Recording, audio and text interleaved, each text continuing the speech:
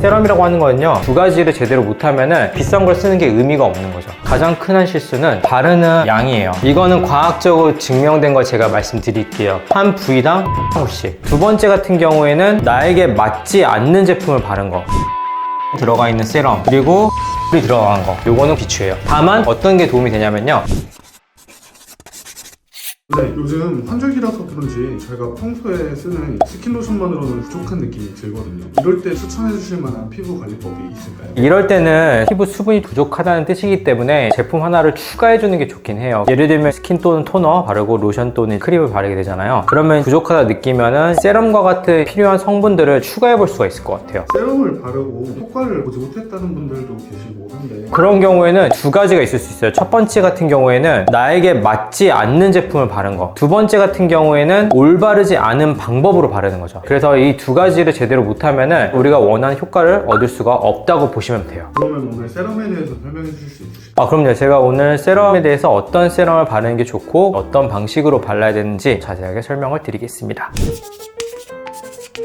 세럼이라고 하는 거는요, 농축액이라고 보시면 돼요. 그래서 유효 성분을 농축해서 피부에 원하는 기능을 집어넣기 위한 게 세럼이라고 보시면 돼요. 그래서 요즘에는 환절기잖아요. 환절기 때는 어떤 게 부족하냐면은 수분이 많이 부족할 때가 많아요. 그러면 수분을 증가시키기 위한 세럼이 있을 수 있고, 또는 어떤 분들 같은 경우는 피부가 예민해지는 분들도 있잖아요. 그러면 피부를 진정시키기 위한 세럼이 있을 수 있고, 또 이제 나이가 드신 분들 같은 경우에는 주름이 많아지잖아요. 그러면은 주름을 줄이기 위한 세럼이 있을 수가 있는 거죠. 그래서 세럼이라고 하는 거는 결론적으로 말하면은 우리가 원하는 성분을 농축시켜 놓은 거다라고 생각을 하면 좋을 것 같아요. 세럼을 바를 때 흔히 하는 실수 같은 게 있을까요? 여러 가지 실수가 있어요. 가장 큰 한 실수는 바르는 양이에요. 세럼은 농축액이라고 했잖아요. 농축액은 보통 어때요? 비싸죠. 크림이나 로션이나 토너 이런 거보다 5배 이상 비싸요. 예를 들면 우리가 크림을 한 3만 원에 산다고 하면은 세럼 같은 경우에는 10에서 한 15만 원, 비싸게는 뭐 30만 원 이상 가는 것도 있을 거 아니에요. 그럼 이 제품 막 쓰기 어렵잖아요. 그러면 이제 쥐꼬리만큼만 쓰게 되려고 해요. 얼굴 면적이 이만큼이 있으면은 최소한 이 정도의 양은 줘야 되는데, 만약에 이만큼만 줘요. 그러면 당연히 효과가 없다고 느껴지는 거예요. 비싼 걸 쓰는 게 의미가 없는 거죠. 예를 들면 이런 거예요. 그래프를 놓게 되면은 이 역치를 넘어야만 효과를 내는 거예요. 이만큼 넣으면은 효과 나잖아요. 이거 200번 넣어도 효과 안 나요. 역치 못 넘었으니까. 그러면은 50만 원 버린 거예요. 그러니까 이 역치를 넘게끔 써줘야지만 의미가 있는 거예요. 근데 또 그렇다고 해서 나는 돈 많아, 나는 돈 썩어 돌기 때문에 이만큼 쓸래. 물론 이렇게 쓰나 이렇게 쓰나 효과 큰 차이 없어요. 어차피 흡수되는 양은 일정합니다. 근데 문제는 뭐냐, 이렇게 쓰게 되면은 얼굴에 남는 부분들이 생길 거거든요. 그러면 걔가 모공을 막거나 아니면 날아다니는 먼지나 균들이 거기에 달라붙어요. 그러면서 오히려 피부에 자극을 주거나 염증을 유발할 수 있는 환경이 될 수가 있어요. 그렇기 때문에 너무 과하게 바르는 것도 사실 좋지 않다. 그러면 얼마만큼 발라야 되냐? 보통 화장품 설명서에 대부분 다 있어요. 얼굴을 9액으로 나누면 돼요. 보통 이렇게 눈이 있고 입이 있으면은 여기 한 부위, 여기 한 부위, 여기 한 부위. 그래서 한 부위당 한 방울씩. 한번 딱 누르면 한 방울 떨어지잖아요. 그 한 방울을 한 부위라 생각하면 돼요. 여기서 나는 나이가 들어서 목도 관리하고 싶다. 그럼 목도 한 부위. 이렇게 해가지고 4방울, 목을 안 할 거면은 3방울. 근데 목도 해주는 게 좋겠죠? 그리고 요즘에는 손등도 합니다. 왜냐면 손등도 요즘에는 나이를 보는 거기 때문에 손등도 보리가 크기 비슷하죠. 그러면 하나 이렇게 해가지고 총 그럼 6방울이 되겠죠. 그런 식으로 관리를 할 수 있는 거예요. 그래서 바르는 양이 중요하다. 그래서 우리가 항상 얘기하죠. 과유불급. 너무 과한 것도 좋지 않고 너무 적은 것도 좋지 않아요. 두 번째는 바르는 순서예요. 우리가 화장품을 바를 때 항상 순서가 중요하다고 얘기를 하는데 순서를 잘 못 지키는 분들이 많아요. 그래서 제가 항상 화장품을 얘기할 때는 스펙트럼이 있다고 하잖아요. 물의 비율과 기름의 비율이 화장품을 결정짓는 스펙트럼이에요. 그래서 토너는 물에 가깝고 세럼은 중간돼 있고, 그 다음에 로션, 크림, 기름의 덩어리는 오일 또는 바세린, 이 순서대로 바르는 거예요. 왜냐면은 단순히 묽어서 그런 게 아니고 이게 많이 들어갈수록 얼굴에 막이 생겨요. 얘는 성분이 침투가 좀 더 잘 되지만 얘는 침투를 막아요. 그래서 막이 생겨버리게 되면 이 전 단계 것들은 흡수가 안 됩니다. 그래서 예를 들면 우리가 피부 너무 건조, 빨리 크림 발라야 될 것 같아요. 그럼 크림 먼저 바를 수 있어요. 그 다 앞에 바르는 건 다 의미가 없는 거예요. 그래서 이 순서대로 발라야 돼요. 토너 먼저 바르고 세럼을 바르고 그 다음에 크림을 바르는 거예요. 그래서 바르는 순서를 잘 지켜야지만 원하는 효과를 낼 수가 있다. 그리고 방법과 시간. 토너가 있고 세럼이 있고 크림이 있잖아요. 바로 바르는 게 나을까요? 좀 기다렸다 바르는 게 나을까요?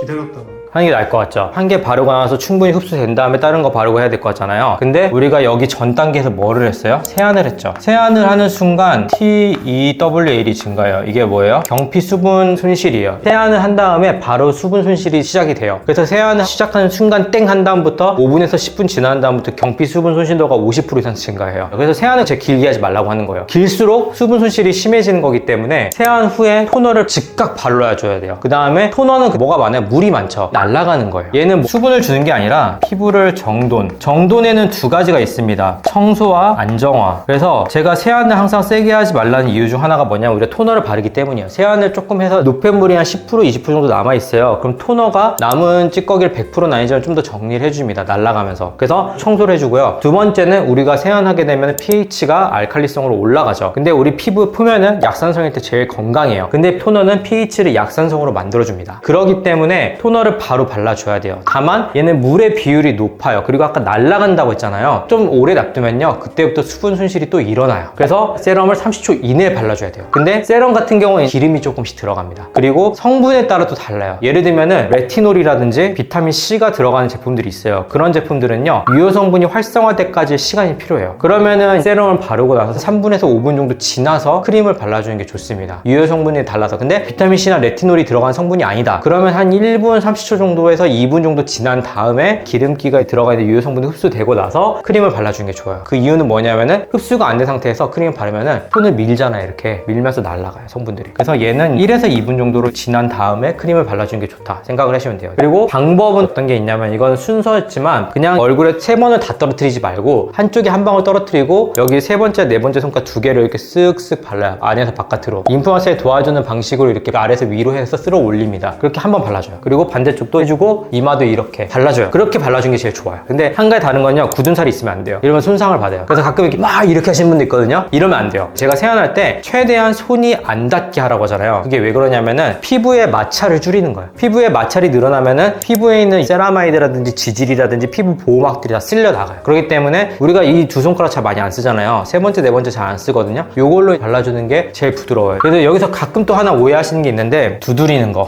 이게 좋다라고 생각을 할 수 있는데요. 이거는 과학적으로 증명된 걸 제가 말씀드릴게요. 흡수량에는 차이가 없습니다. 아예 차이 없어요. 흡수량에는. 다만 어떤 게 도움이 되냐면요. 표면에 있는 혈액순환이 증가를 해요. 피부 내부에서 유효 성분들을 활성화시키기 위한 경로는 조금 더 증가할 수 있어요. 그렇지만 흡수량 자체에는 차이는 없다. 그리고 이렇게 톡톡 두드리는 거에 대한 혈관 활성화 효과는요. 5분에서 10분 사이에요. 5분, 4분 지나면은 혈관 활성화 되는 거는 사라집니다. 그래서 두드려도 되고 안 두드려도 되지만 두드리게 되면은 혈관 활성화가 되면서 피부 자체의 건강에는 도움이 된다. 근데 너무 세게 탁탁탁 치는 게 아니고 살짝 이렇게 톡톡톡톡 두드리는 거. 이런 거는 도움이 됩니다. 그렇지만 흡수량에는 차이가 없다. 요거는 과학적으로 이미 증명이 됐어요. 그리고 가끔 섞어 발라도 되냐 안 되냐 요거는 추가 개념인데 세럼을 크림에 섞어 바르면 어떨까? 요거는 제가 딱 나눌게요. 같은 라인 그리고 같은 라인 아닌 경우 같은 라인 섞어 발라도 돼요. 옛날 화장품은 안 돼요. 옛날 화장품은요 pH 어떤 성분이 들어가냐에 따라 섞이면 안 되는 것들도 있거든요. 그런 것들이 조절이 안 돼 있어요. 근데 요즘 나오는 화장품들은요 pH 조절이 다 돼 있어요. 그리고 비타민C 같은 경우에 안정화가 안 돼 있는 비타민C도 많았거든요. 근데 요즘엔 대부분 다 안정화 시켜놓은 제품들을 넣습니다. 그러면은 섞여도 괜찮아요. 그래서 같은 라인업이면요 시간차 있잖아요. 너무 크게 두지 않더라도 흡수 다 됩니다. 근데 같은 라인업이 아니다. 그러면 섞어 바르면 흡수가 간혹 안 될 수가 있어요. 왜냐하면 섞였을 때 충분히 그 효과를 못 내거나 섞이면 안 되는 성분들이 섞여 있거나 하는 경우들이 있기 때문에 같은 라인이 아니면 가능한 섞지 마시고 같은 라인이면은 조금 섞여도 된다. 그래서 아까 말씀드린 시간을 100% 지키지 않더라도 효과를 낼 수 있다. 그래서 내가 원래 쓰던 토너와 크림이 있으면요 그 토너와 크림이 있는 라인업에서의 제품을 쓰는 게 제일 안전하긴 합니다. 어떤 분들은 세럼을 시원하게 쓰려고 냉장고에 넣어놓고 쓰시는 분들도 있으시던데 네. 그런 거는 상관이 없는 건가요? 화장품 냉장고는 괜찮아요. 일반 냉장고는 안 돼요. 일반 냉장고는요 온도가 너무 낮아요. 온도가 너무 낮으면요 유화되어 있는 성분이 있죠. 그게 깨질 수 있어요. 그래서 성분층이 분리되는 경우가 가끔 있습니다. 그래서 화장품 냉장고는요 온도가 10도 정도로 유지가 돼요. 너무 춥지도 너무 뜨겁지도 않게끔 유지시키는 거예요. 그래서 화장품 냉장고면 오케이. 근데 일반 냉장고면 너무 온도가 낮죠. 저는 비추요. 그리고 피부 너무 차가워지게 되면 딱딱하게 굳어져요. 그럼 흡수가 더 안 돼요. 그래서 우리가 두드리는 이유 중에 하나도 내 손에 체온을 주기 위함도 경우도 있어요. 그렇기 때문에 냉장고에 두는 것보다는 화장품 냉장고 있으면 화장품 냉장고, 하지만 없다고 하면은 그냥 실온 정도에 두시면 됩니다. 다만 만약에 집에 온도가 조절이 안 되다, 너무 덥다, 그러면 살짝 냉장고에 넣었다가 그 다음에 씻을 때쯤 꺼내 놓으면 돼요. 그러면 온도가 좀 올라갔다니까. 왜냐면 산패되는 거는 피하는 게 좋기 때문에 너무 더우면 안 좋아요. 또 그러면 피부에 맞는 세럼을 써야 된다고 말씀을 네, 해주셨잖아요. 맞아요. 그럼 저한테 맞는 세럼을 고르는 방법 같은 게 있을까요?